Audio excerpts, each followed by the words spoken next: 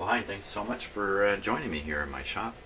So just to recap quickly, what I've done with this radio so far is I found one tube with an open filament, and I've done the alignment on it as best I could. I've changed some filter capacitors, one filter capacitor, power supply filter capacitor, and I put the radio through a little bit of testing. My impression is it's not working very well yet. Certainly not picking much up at all. I barely pick up the strongest AM station around here with it. So what I'm thinking now is there's a bunch of paper capacitors in here. Perhaps one or two of them are really knocking down the performance of the radio, and I want to get them out. So I don't know offhand which one it is, but what I'm going to do is I'm going to take a look at the schematic here. I've already done this in fact. I'm going to pick each capacitor one at a time. I'm going to kind of predict, I'm going to try to understand what the capacitor is doing and what would happen if it wasn't working well. Then I'm going to change it, and we'll see what happens afterwards. So in this case, I'm not going to video the actual soldering in of the new part. I'm going to skip videoing that in order to move faster, because I have literally so much work to do here, and the video process does definitely slow me down. So the exciting part will still be on video. The boring part, where I'm soldering up some wires, we just skip over that for now. So what is there? 1, 2, 3, 4, 5, 6. Looks like 6 or 7 capacitors in there to change.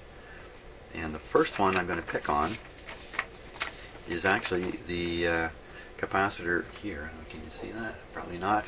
On the volume control slider is a capacitor whose intention is to block any DC from leaking from the detector circuit on into the audio amp here. I'm going to change out that capacitor. If that capacitor is weak, I suppose you can get a little bit of voltage sneaking through. It wouldn't be much because there's not much voltage on the other side of it. But if it's not conveying the audio signal properly, you get weak output. Now, actually, this radio is pretty loud when it comes to picking up hisses and buzzes, so there's lots of volume, but that's the one I'm going to do first. And which one would that be? That's pretty easy to find because the volume control is here, and it's going to be coming right off of that one right there. See, it looks to be in very good shape, but that's the one I'm going to go for. So I'll change that, and then we'll turn on the radio and see what happens. Okay, how about a little bit of experimenting also? So these older capacitors often have the outside foil end of the capacitor marked. You can see it right there. It says right on it, outside foil, right in a black bar is. And the idea is the capacitor is made up of 2 foil pieces separated by something, and they're wrapped together. One of those foil pieces is going to be the piece that ends up on the outside. Now that piece is identified, and they tell you which lead it's connected to. The reason for that is because it's on the outside, it can act like an antenna. It's kind of out there facing the electromagnetic world. The rest of it is kind of tucked inside. So the idea then is, knowing that this lead is essentially connected to an antenna, you want to make sure you connect the capacitor in the most effective or best way. When usually you're going to put the outside foil onto the low impedance side of the circuit, often right to chassis ground or something like that. That's where a lot of these capacitors end up. The thing is, the new capacitors never have the outside foil marked. At least I don't know of any indication where the outside foil is. So as a matter of experimenting here and trying to determine, here's what I'm doing. It's pretty simple stuff. I'm grabbing the capacitor, okay, with my fingers. This is the foil end, and I'm just putting it onto the lead here. Okay, and you can see the amount that shows up. Let me make it just a little bit bigger. The amount of interference. Now, if I squeeze my fingers up and down, you can see it's definitely from, flip it around. Do you see much difference there? I sure don't.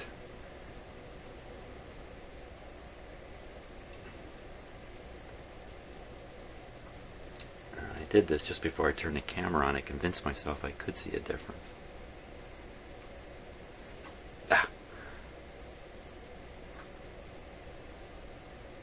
So I think that's bigger.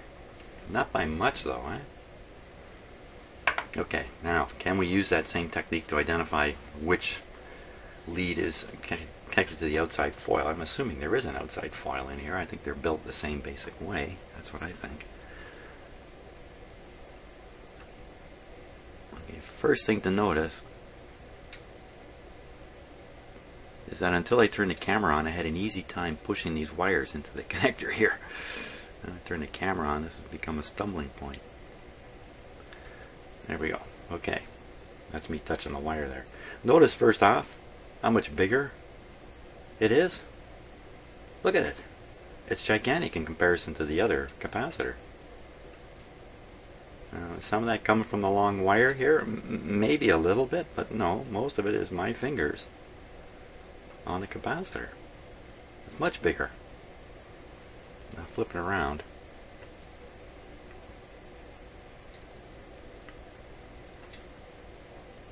God, I should have used a connector and a clip here instead of... Boy, I tell you, this was so easy to do until I turned the camera on. Okay. Whoops, my finger's touching the wire there a bit when you get... here we go.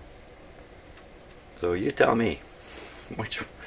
I mean, the lesson here is not, hey, it's the outside foil. It's this capacitor is actually much more sensitive than this one. Why exactly that is, I don't know. It could be simply that the outside foil or the foil in here is very close to the like there's not a very thick cover on this one as compared to this. Perhaps physically the inside foils here are actually farther away from my fingers than here. But I'd also think this is a longer surface here, so when I'm holding it like this, I must be getting more you can expect more effect than like that. But you saw it. These guys seem to be a lot more sensitive than the old ones. And you know what? When I started into showing you this on the video, I was not expecting what I just showed you. I was going to show you that, in fact, I could kind of identify which one was the outside, but that it didn't seem to be much different. That's what I was going to get to. But now I realize, wow. Okay, so we're going to continue to ignore the outside foil issue with the newer capacitors. And didn't I say something about not videoing all this stuff? Okay, so that's the first capacitor in. This will be the first test of the radio. All my equipment is exactly as I left it at the end of the last video, so including the way the radio is tuned. So maybe it's going to come right on. Let's see. We're sending a signal out at 1483, and my gosh, I left my meter on all night. How do you like that? There we go.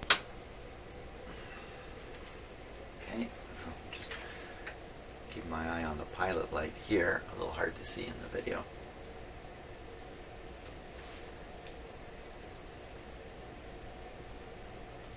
Okay, here it comes up. There comes the meter. Now, I really don't expect this to affect the operation of the radio, frankly.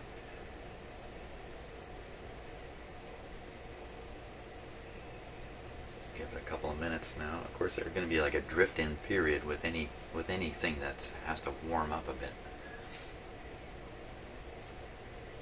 Let's turn it up a little bit. Oh, it's tuned to a radio station. Yeah, maybe that was the last thing I did. So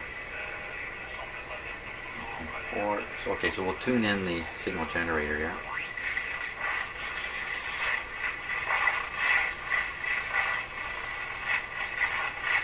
Right around here somewhere.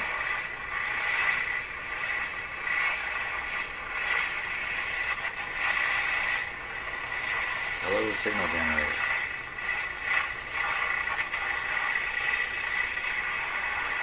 Okay, so we're tuned to rate to 14.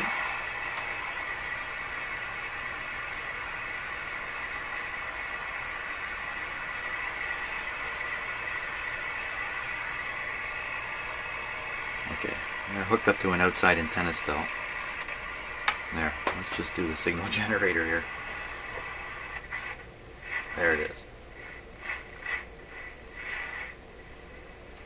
Wow, it's really quieting it. There should be a tone coming through also. No, that's not it. There it is.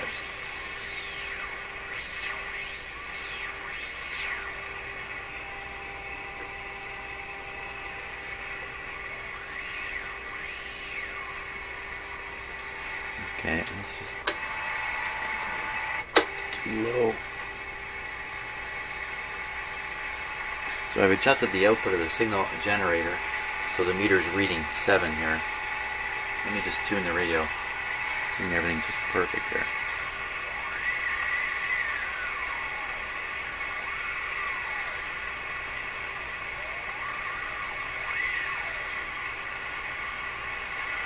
Okay, so all I gotta do is remember 7.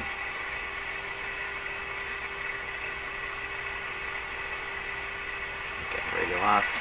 As far as I can tell, it's working the same as it was before I changed that capacitor. Now we'll try to pick one that's a little more interesting here. Something up in the front end. Now, could it be that the oscillator output is weak? Let's see, it's developed here when it shot straight into the tube. I don't think there's anything in the way here. There's no capacitor in the way. There's nothing really. Oh, maybe here.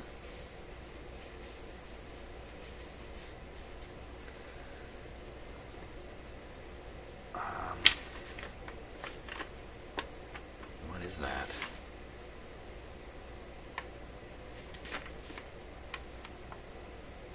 Okay, so that's a C8. C8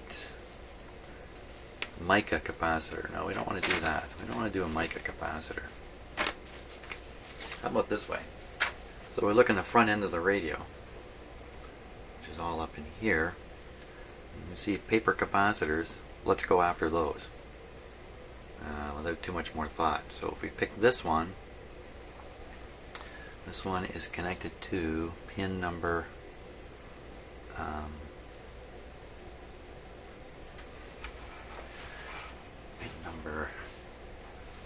looks like pin number 1. Be really careful here.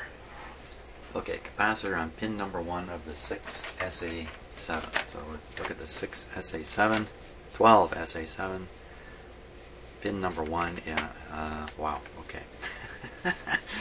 How handy is this diagram here? Pin number 1. Right, so there's the little key on the diagram. So you would hold this way to match, and then we should be able to look and see the capacitor. Well, there it is right there. That must be it right there. C8 coming in from the antenna too. Wow, now that could be a real problem. C6. I can't read the number on it. C6. What number is it?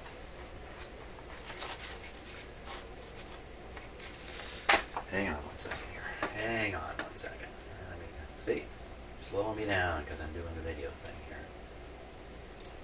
What happened there? What's happening? Crazy stuff on my screen here. Here we go. Brighten up the picture. There. Okay. Now, if we look at this, we see, C5? That's probably 5 because I think the other numbers are used. Up. 2, 3, no, that's 5 down there. So C6. Okay, I think that's C6. Definitely carrying the. You see the camera bouncing? That's my heartbeat. Look at that. I'm a little excited here, I guess. That's the guy we're going to do next. And we'll see what happens. Maybe my heartbeat will calm down. Okay, so there's the next one done. Fire up the radio here.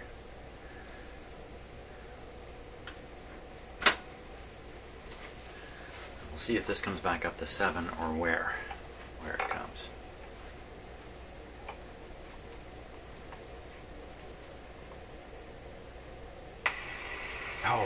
like that popping on thing. Wow, that's a complete nothing to everything. Something popping on.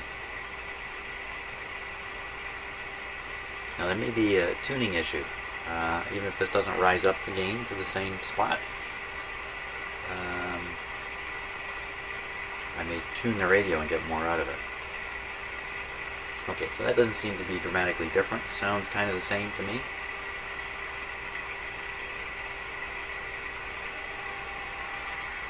Now we'll just tune a little bit. 1380 is where we were. No different. You notice those heterodyne tones in there too. It's kind of, I've always kind of wondered about. They show up in a lot of radios, and I've never quite understood where these heterodyne tones come from. Yeah, I know where heterodyne tones come from. I don't know why they exist in a lot of radios. As you tune in and out of signals, you hear these whistles coming in and out. Anyway, maybe they'll disappear as we go, but they're still there. So the next guy I want to try is this bigger one here. It seems to be attached to the frame of the it looks like it's attached to the frame of the capacitor, so frame of the tuning capacitor, and the other side of it is just attached to the chassis down here. Chassis? No, not the chassis. It's attached to the negative bus, the B minus. So what do we got here that's coming from? Okay, so it can't be that. Those are going to the chassis. The B minus line is this one here. Okay, wait a minute now. This end of it does go to the chassis. This end of it, a very strange way they've connected it in here, goes. I mean, there's only so many. It's a big capacitor too. There's only so many of them. Let me cut it out. Radio's off. Nip it out here. Take a look at the size, and then we'll find it on the diagram that way. So it's going right from this terminal right to this B minus point.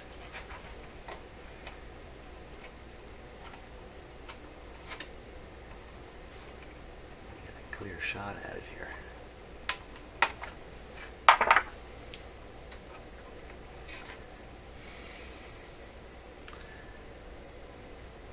.03 in the front end. So look at the parts list and look for a .03. 02, 05, 025, 03. Here's one 03 right here. C9. See if there's another one. There's only one. .03. That's C9. Okay, C9. Yeah, right. I have to look for the C9 symbol here. Ooh. That looks like it there. So it should be, one end should be connecting to this R2. And that's the B minus. There we are. So that's got to be it. Except it shows it going, yeah, chassis ground to B minus. Oh, this is the capacitor that's basically the safety capacitor, if I could put it that way. 0.03. 0.03. Okay, well, let's put it in. We'll see what happens. Okay, that guy's in. Let's fire up the radio.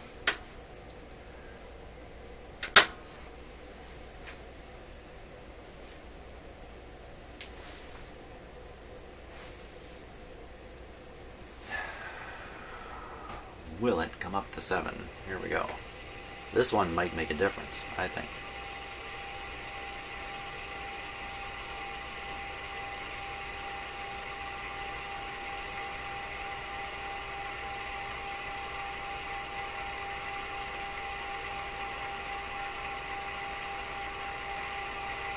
interesting oscillation in the sound.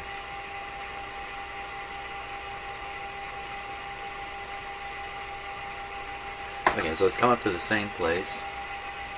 Let's tune a little bit.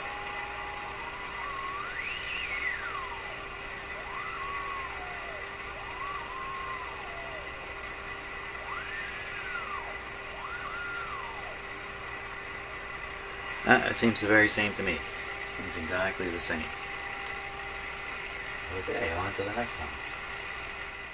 Okay, so trying to identify this capacitor is a little bit challenging. I'll show you why. Close look in there. Okay, so there's the capacitor I'm after. There's the size, 0.05.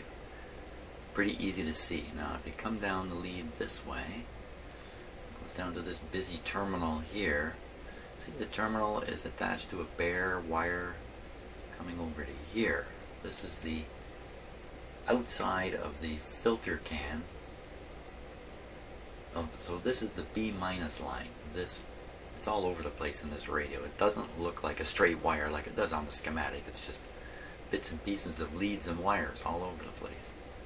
So there it is. Now the other end of the capacitor is supposed to connect. So you can see the connection coming. Whoa, isn't that? That's okay. I was going to say it looks like a short, but that's okay. They're soldered together. Comes here. Looks like I could stand a little bit of a better solder job on that guy. I think maybe he's okay in the back. Yeah, see, he's soldered okay in the back. So the capacitor we're after, the 105, comes up here. Meets up with this resistor. Now that to me looks like red, red, green. 22 megohms. We jumped on the schematic after a little bit of hunting and found these. Okay, so I just got a little more light on it here. Okay, so where did they go? Where am I? I'm up here. So that C20 there is the one we're after, I'm pretty sure. And right beside it is R9. It's going across R9. See, the bottom of C20 is going to the B minus. Top of it's going to R9 and then on into the volume control. Okay, so we look at the volume control. I focus very close here right now. So we pick the center terminal on the volume control.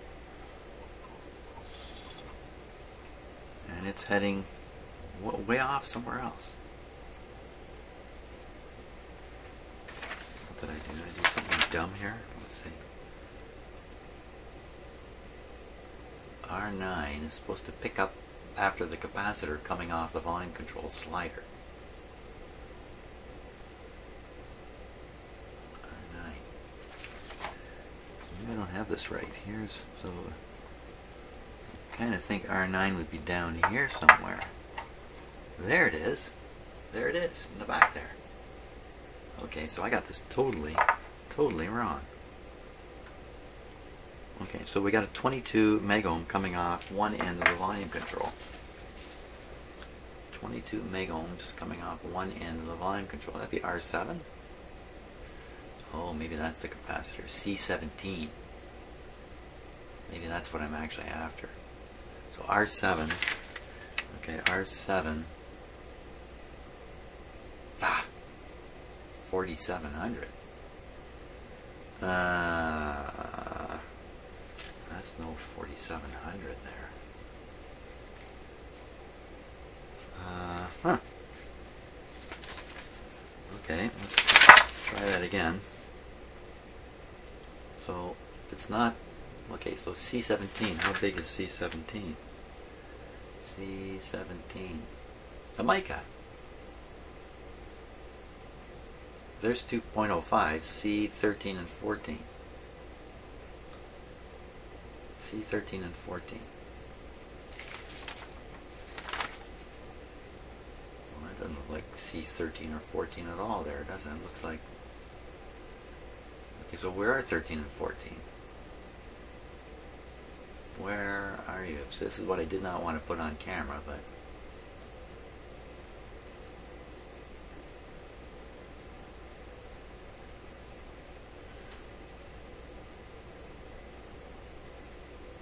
Hey,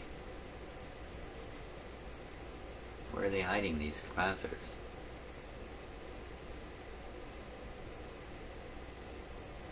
That is C20, and then it's got to be right in this area here by the numbering system. There's 19.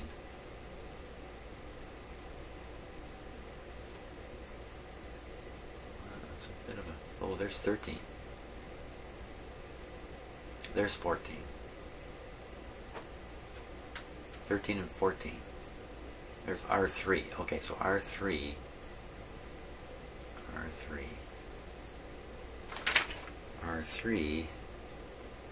22. There we go. Okay, so now I know what I'm doing. I'm doing this capacitor. What is this capacitor? Looks like it's related to the AVC. Oh, this is that weird thing grounding back the tube shields and the shield around the T2 IF transformer on this wire.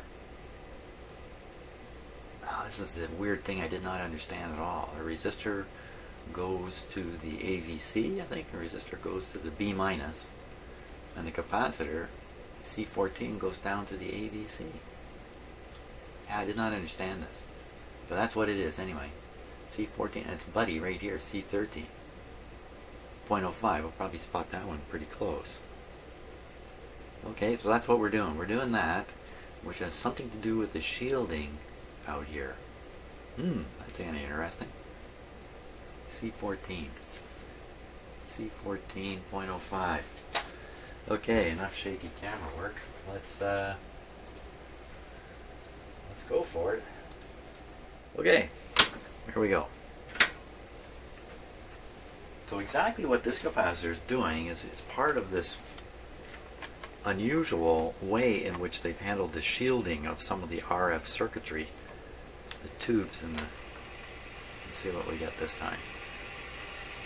I'm hopeful this one might make a difference.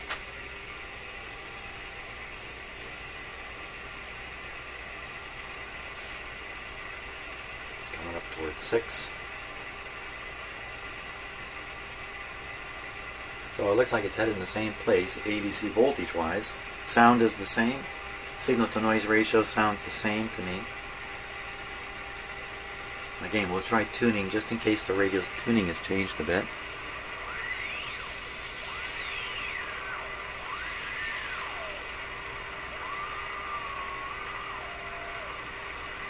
Well, I'd say the radio's operation is exactly the same. Exactly the same. Okay, what's next? What's next on the hit parade? It's a pretty big one right here.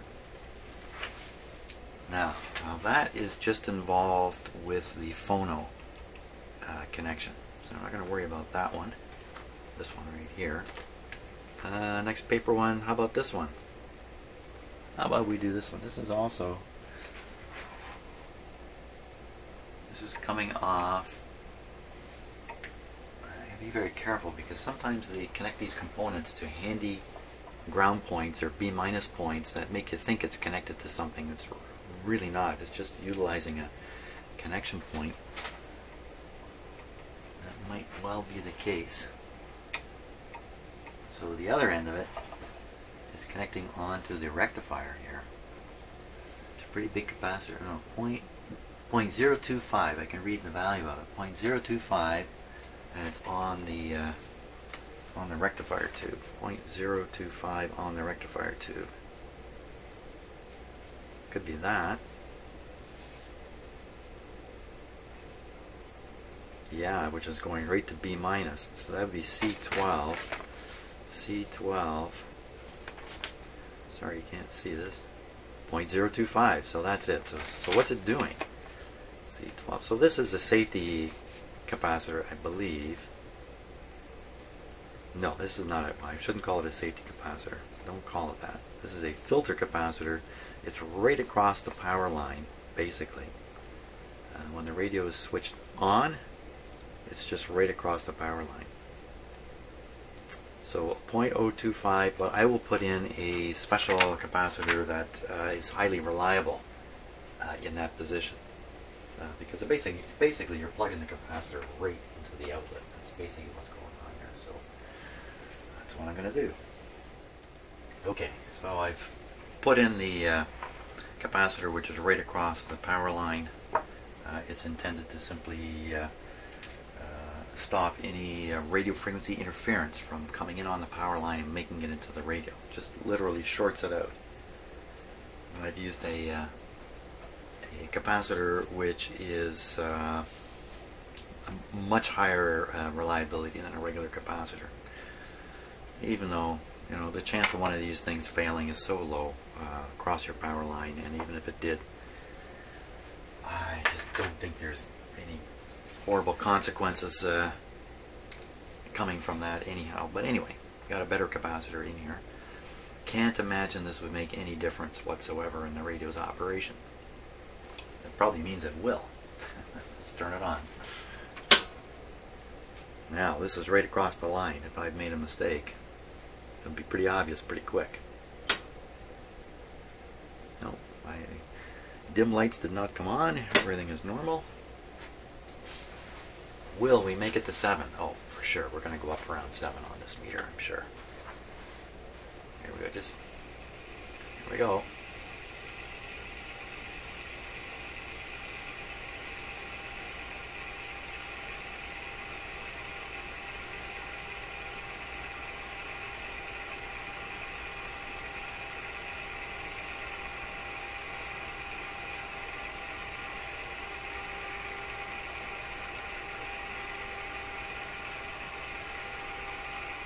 Well, it all sounds the same and looks the same to me. I don't see any difference here.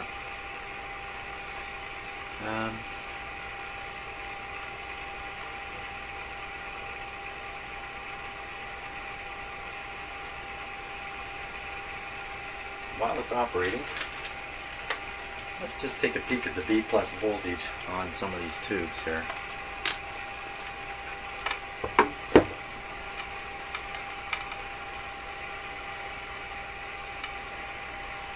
Let me check this tube up here.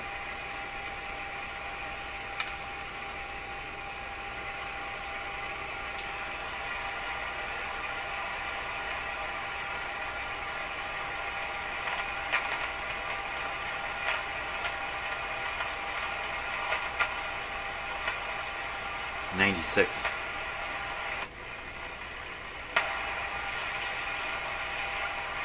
That was the grid I touched there. 96 is pretty good.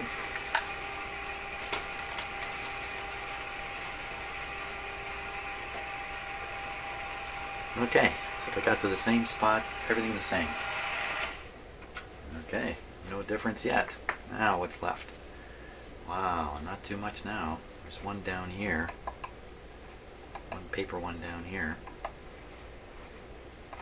And what is it doing? It's going between the let's see, this is the audio output tube, and this is the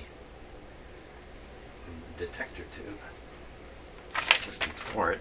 And I can't imagine that this would clean up the sound at all. I mean, it might, the most it can do is make it stronger or weaker. We're way out in the wrong area here.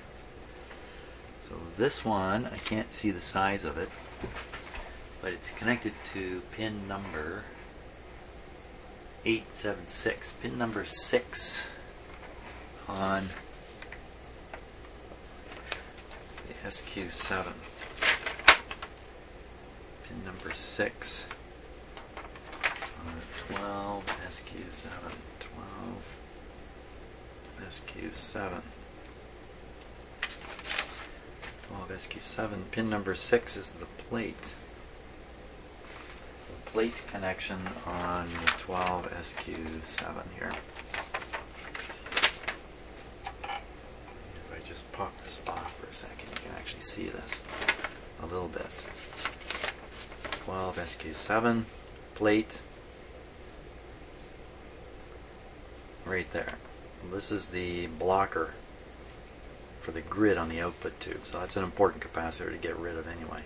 But I did test this, and I did find the grid potential to be appropriate, suggesting no leakage in this capacitor. C20 something. C20, probably this one here, C25.01. C25.01. Okay, let's take them out of there. We'll replace it. Okay, so I'm going to test the capacitors I've removed here and just see how they show up in terms of leakage on the capacitor checker in the background there. Funny enough, I've got 5 capacitors here, but I actually replaced 6. One of them has just evaporated here in my shop. I don't know where it went. But anyway, that's enough to get some idea of what's going on. So I got a camera up there. You can see that's a close-up on the eye, so that's the one we'll really be looking at. So the first one here. Here we go. Just like it says there. Closed shadow indicates excessive leakage. So at 25 volts. Okay, I'm just going to move my camera out of the way here. 25 volts. Not bad. 150. That's very good. First capacitor, test very good. I'm not going to bother testing its actual capacitance. Really, the issue are these leaking. That's really the issue. So I'll hook up the next, I'm just hooking up the next capacitor here. Okay, we're ready. 25 volts.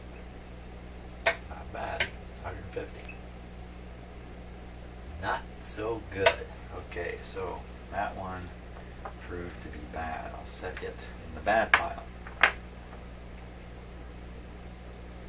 Okay, I'm not testing above 150 because the radio really doesn't have anything in it above 150 anyway. 25 volts on the next one. Looks okay. 25. Still hanging on there. We'll go to 250 with this one.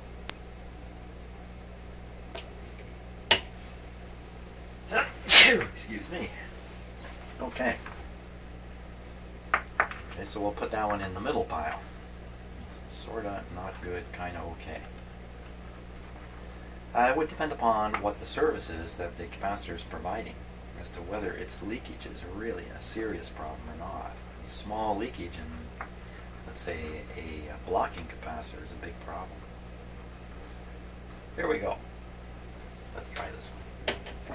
25 was a mistake. That right there. Here we go. Looks good at 25. Not so good at 150.